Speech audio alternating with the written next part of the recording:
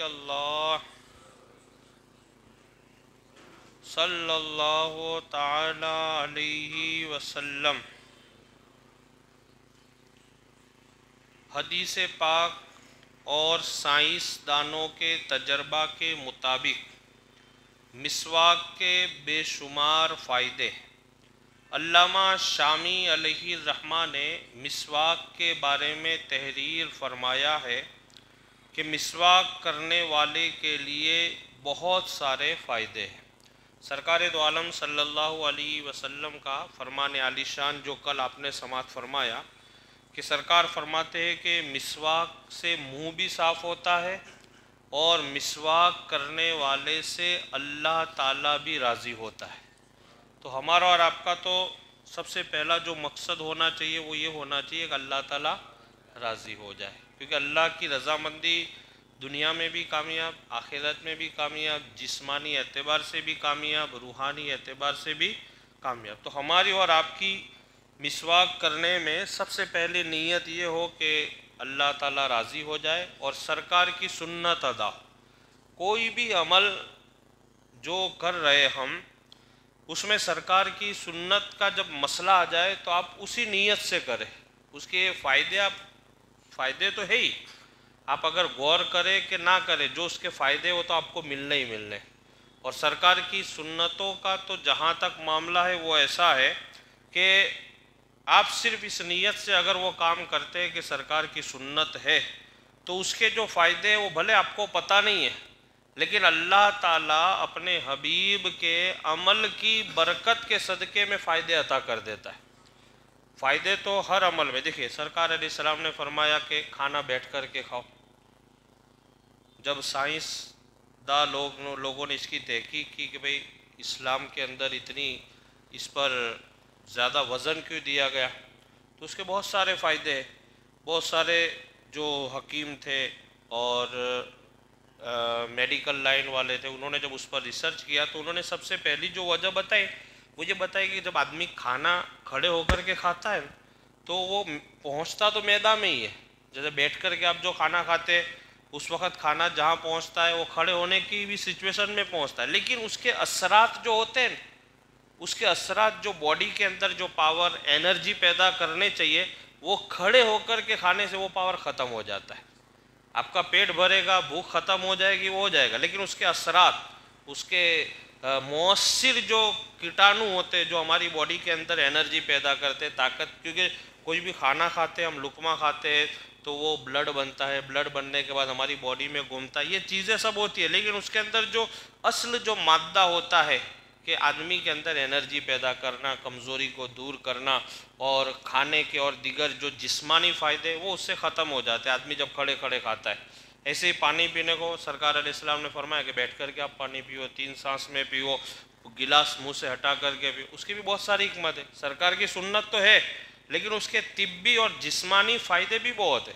جیسے آپ ڈائریکٹ گٹ گٹ گٹ گٹ آپ پیتے جاتے رہو گے تو ڈاکٹر لوگ کا کہنا ایسا ہے کہ جب آدمی پانی بہت زیادہ ایک سانس میں اگر جب پیتا ہے تو اس کے اندر ہارٹ اٹیک کے اثرات زیادہ پیدا ہو جاتے ہیں، یہ سچویشن ہے۔ اب سرکار نے فرمایا اچھا، دوسرا کہ آدمی جب سرکار نے فرمایا کہ جب آپ 3 سانس میں پیو اور جب ایک سانس آپ نے پانی پیا تو برتن کو اپنے منہ کے سامنے سے ہٹا لو، ایسے یوں رکھ کے، ایسے نہیں، منہ کے سامنے سے ہٹا کر کے پیو، پھر واپس آپ پیو۔ کیوں؟ اس لیے کہ جب آپ سانس لے کر کے پیتے، جب آپ کی سانس باہر نکلتی پانی پینے کے بعد، ہر مرتبہ نہیں، خاص کر کے پانی پینے کے بعد جو سانس باہر آتی ہے اس میں آپ کے جسم کے اندر جو نقصان دہ کیٹانو ہوتے ہیں وہ باہر آ جاتے ہیں۔ اب وہ آپ کے سامنے گلاس رہے گا تو اس میں واپس جائیں گے، پھر اس کو آپ پیو گے۔ تو یہ اور بھی بہت سارے، جیسے پانی پینے کھڑے ہو کر کے پینے سے میں نے بتایا کہ ہارٹ اٹیک کے جو چانس ہوتے ہیں وہ بڑھ جاتے ہیں، بیٹھ کر کے پینے سے وہ چانس ختم ہو جاتے ہیں۔ آپ کی جو دھڑکن کو جتنی اس کی لیمٹ ہونی چاہیے اس کے مطابق وہ چلا کرتی ہے، آپ کھڑے ہو کر کے پیو گے تو اس کی رفتار میں یا تو تیزی ہو جاتی یا تو کمزوری آ جاتی، اور بھی بہت سارے فائدے۔ یعنی سرکار علیہ السلام کی ہر سنت میں اللہ نے بے شمار برکتیں اور حکمتیں رکھی، لیکن ہم اور آپ کوئی بھی سنت پر عمل کرے اس نیت سے کرے کہ میرے آقا کی سنت ہے۔ صحابہ کرام جتنے بھی تھے جیسے حضرت عبداللہ ابن عمر رضی اللہ تعالیٰ عنہ صحابی رسول حضرت عمر رضی اللہ تعالیٰ عنہ کے بیٹے اور سرکار علیہ السلام کے زمانے کے مفتی بھی تھے، آپ فتویٰ دیا کرتے تھے اس زمانے میں. تو حضرت عبداللہ ابن عمر رضی اللہ تعالیٰ عنہ ایک مرتبہ چند ساتھیوں کے ساتھ آپ بازار کے لیے نکلے. پھر بعد میں لوگوں نے پلان بنایا کہ چلو ہم جنگل میں بھی جاتے، تو وہ تفریح کے لیے ایک جنگل میں تشریف لے جاتے تمام صحابہ کرام. اس میں حضرت عبداللہ بن عمر بھی تھے اور وہ اس جماعت کے آپ لیڈر تھے. جو چند ساتھی جو آپ نکلے تھے اس میں حضرت عبداللہ ابن عمر لیڈر تھے. تو ایک درخت آیا، تو ایک صحابی نے بتایا کہ عبداللہ ابن عمر یہ درخت وہ ہے کہ اس درخت پر ایک دن سرکار علیہ السلام کا امامہ شریف پھنس گیا تھا. سرکار سواری پر بیٹھ کر کے تشریف لے جا رہے تھے تو سرکار کا امامہ شریف اس درخت کے اوپر پھنس گیا تھا. اب یہ تو بس پھنسنے والی بات ہے، کوئی ہے. حضرت عبداللہ ابن عمر صحابہ کرام کا عالم دیکھیے آپ. تو حضرت عبداللہ ابن عمر نے کہا کہ سواری لاؤ. تو فوراً آپ چلتے ہوئے جا رہے تھے، آپ نے سواری منگائی اور امامہ شریف تو تھا ہی آپ کے سر پر. تو آپ نے اپنی سواری کو ایک بار وہاں سے نکالا، امامہ شریف پھنسا نہیں. پھر دوسری بار وہاں سے نکالا، امامہ شریف پھنسا نہیں. تیسری بار وہاں سے نکالا، چوتھی بار جب نکالا تو آپ کا امامہ شریف پھنس گیا حضرت عبداللہ ابن عمر کا. آپ رک گئے، امامہ شریف کو لیا، واپس باندھا. تو ایک صحابی نے پوچھا کہ عبداللہ ابن عمر آپ نے یہ عمل کیا، کیا بات ہے، یعنی اس میں کوئی خاصیت ہے؟ کیونکہ صحابہ کرام کی عادت تھی فوراً پوچھتے تھے. تو کہا کہ عبداللہ ابن عمر کیا اس میں کوئی خاصیت ہے؟ آپ فرماتے ہیں کہ ادائے مصطفیٰ میں جو مزہ ہے وہ کسی اور میں مزہ نہیں. بس مجھے مطلب اس سے نہیں ہے کہ کیا ہے کیوں نہیں، میرے آقا کا امامہ کیوں پھنسا، نہیں، میرے آقا کا امامہ پھنسا، بس میں نے بھی اپنا امامہ شریف پھنسایا تاکہ میرے آقا کی سنت پر عمل ہو جائے. یہ اس طریقے سے یعنی ہمارا اور آپ کا بھی جو طور طریقہ ہو یہ ہونا چاہیے کہ سرکار کی سنت. تو جو مسواک کا بیان چل رہا ہے اور اس میں سرکار علیہ السلام نے ارشاد فرمایا کہ مسواک کے سب سے بڑے فائدے یہ ہے کہ آپ کا منہ بھی صاف ہوگا اور اللہ تعالیٰ کی رضا حاصل ہوتی، اللہ تعالیٰ آپ سے تو ہم اور آپ اگر کریں تو اس میں سب سے پہلی نیت یہ ہونی چاہیے کہ ہم سے ہمارا خدا، اس نیت سے آپ کریں. اس کے جو فائدے ہیں، دانت صفائی ہونا وہ تو ہوگا، اور بھی جو بہت سارے فائدے علامہ شامی علیہ رحمہ نے جو بیان کیے اس میں چند میں ابھی بیان کرتا ہوں اور باقی انشاءاللہ کل بیان کروں گا، وہ آپ سماعت فرمائیں. علامہ شامی علیہ رحمہ مسواک کے بارے میں فرماتے ہیں بڑھاپے میں تاخیر کرتی ہے. اگر مسواک کرتا ہے آدمی تو اس کا بڑھاپا تاخیر سے آتا ہے. اب اس کا مطلب ایسا نہیں کہ ابھی آپ کرو گے تو آپ جوان کے جوان ہی رہو گے، آپ بوڑھے نہیں ہوں گے، اس کا مطلب یہ نہیں.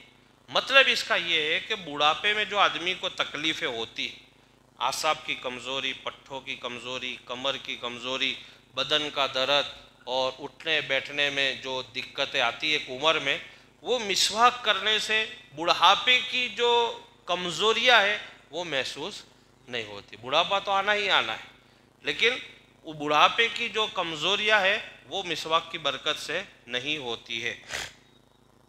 دوسرا ہے بصارت کو تیز کرتی ہے، ہماری نگاہوں کو مسواک تیز کرتی ہے. مسواک کی بہترین خوبیوں میں سے یہ ہے کہ وہ ہر بیماری کے لیے شفا ہے سوائے موت کے. ہر بیماری کی شفا اس میں رکھی. اس لیے تو میرے آقا نے فرمایا کہ میری امت پر اگر مجھے مشقت کا احساس نہ ہوتا، میری امت کے لیے بھاری پن محسوس نہیں کرتا تو میں مسواک کو میری امت کے لیے لازم کر دیتا. لیکن میری امت نہیں کر سکتی، سب آدمی مسواک نہیں. سرکار کو پتا تھا، ہر امت کے حال کو سرکار جانتے، اس لیے سرکار نے اس کو لازم، لیکن اس کی رغبت دلائی میرے آقا نے کہ ہو سکے تو کرو، اور مسواک نہ ہو تو مسواک کی نیت سے اپنی انگلی بھی گھمایا کرو. پھر کہتے ہیں کہ پل صراط پر چلنے میں تیزی بخشتی ہے. جب قیامت کا دن ہوگا اور تمام لوگ پل صراط پہ سے جب گزریں گے تو اس میں وہ مسواک کرنے والے کو ایسی برکت ہوگی کہ وہ بڑی رفتار سے وہاں سے گزر جائے گا. منہ کی صفائی کا ذریعہ ہے اور دوسرا رب تعالیٰ کی رضا کا سبب ہے، جو میرے آقا کی حدیث پاک ہے. سرکار نے فرمایا کہ مسواک منہ کو بھی صاف کرتی ہے اور اللہ کی رضا کا ذریعہ ہے، اور ملائکہ کو خوش کرتی ہے. جب کوئی مسواک کرنے والا مسواک کرتا ہے تو اس سے فرشتے بھی خوش ہوتے ہیں، اور جس سے فرشتے خوش ہو تو ظاہری بات ہے فرشتے اس کے لیے دعائیں کرتے ہیں، اور جب فرشتے کسی کے لیے دعائیں کرتے ہیں تو سرکار کی حدیث ہے کہ فرشتوں کی دعا بندوں کے حق میں کبھی بھی رد نہیں ہوتی. مکہ شریف میں جو کعبہ شریف ہے وہاں پہ ایک مقام ہے، مقام مستجاب. کیا ہے مقام ہے، جو لوگ وہاں جاتے ہیں ان کو پتہ ہے، انہوں نے دیکھا ہے، جہاں حجر اسود لگا ہے جس کونے میں، جس کو رکن ہندی بھی کہا جاتا ہے کیونکہ ادھر ہندوستان پڑتا ہے تو اس کو رکن ہندی بھی کہتے ہیں، جو حجر اسود والا جو کونا ہے اس سے پہلے والا، اگر آپ یوں سیدھے جاؤ گے جیسے ہمارا جو طواف کا جو سلسلہ ہوتا ہے تو آپ حجر اسود سے آپ طواف کر کے آگے جاؤ گے تو کعبہ شریف کا دروازہ آتا ہے، اور کعبہ شریف اور حجر اسود کا بیچ کا جو جگہ ہے اس کو مقام ملتزم کہا جاتا ہے، لپٹنے کی اور چپکنے کی جگہ۔ پھر آگے جاؤ گے تو حتیم آتا ہے، حتیم شریف، جہاں پہ لوگ اندر وہ دیوال کے اندر نماز پڑھتے، پھر آگے جاؤ گے تو ایک کونا اور اس کے بعد کی جو دیوال آتی ہے، یعنی حجر اسود سے اگر آپ پیچھے کی طرف آؤ گے تو حجر اسود کے پاس والی دیوال، ادھر والی، اس دیوال کا نام مقام مستجاب ہے۔ کیا کہتے ہیں اس کو؟ اور مقام مستجاب کے بارے میں میرے آقا نے ارشاد فرمایا کہ وہاں پر 70,000 فرشتے کھڑے رہتے ہیں۔ کتنے؟ 70,000، 70,000 ہماری بھاشا میں کتنے؟ 70,000 فرشتے وہاں کھڑے رہتے، اور وہ فرشتوں کا کام یہ ہوتا ہے کہ اس جگہ پر کھڑے ہو کر کے جتنے بھی لوگ دعا کرتے ہیں ہر ایک کی دعا پر وہ فرشتے آمین کہتے ہیں، اور سرکار فرماتے ہیں کہ وہاں پر جہاں فرشتے آمین کہتے ہیں ان کی دعائیں قبول ہوتی ہے۔ تو ایک بزرگ نے لکھا بھی ہے، آپ نے دیکھا ہوگا کہ ایک مرتبہ ایک آدمی حج میں چلا جاتا ہے، عمرہ میں چلا جاتا ہے، پھر اس کو بار بار یہ سلسلہ چالو ہو جاتا ہے، 1 سال پہ 2 سال پہ عمرہ میں بھی جا رہا ہے، کبھی حج پہ بھی جا رہا ہے، تو کبھی کبھی وہ بزرگ نے بیان کیا اس طریقے سے کہ ہم یہ سوچتے ہیں یار اتنا مہنگائی کا دور ہے اور یہ آدمی بار بار جا رہا ہے، تو اس کی وجہ یہ ہوتی ہے کہ وہاں جانے والا آدمی یہ دعا تو ضرور کرتا ہے کہ مولا جیسے تو نے ابھی بلایا ہے بعد میں بھی بلانا، تو وہ دعائیں قبول ہو جاتی ہے، تو اس لیے اس کا وہاں آنا جانا سلسلہ شروع رہتا ہے۔ تو یہ فرشتے اس کے لیے وہ مسواک کرنے والے سے خوش ہوتے ہیں۔ انشاءاللہ آگے جو بیان ہے وہ کل سماعت کریں گے۔ اللہ سے دعا ہے کہ اللہ رب العزت ہم سب کو سرکار کی مقدس سنتوں پر عمل کرنے کی توفیق عطا فرمائے۔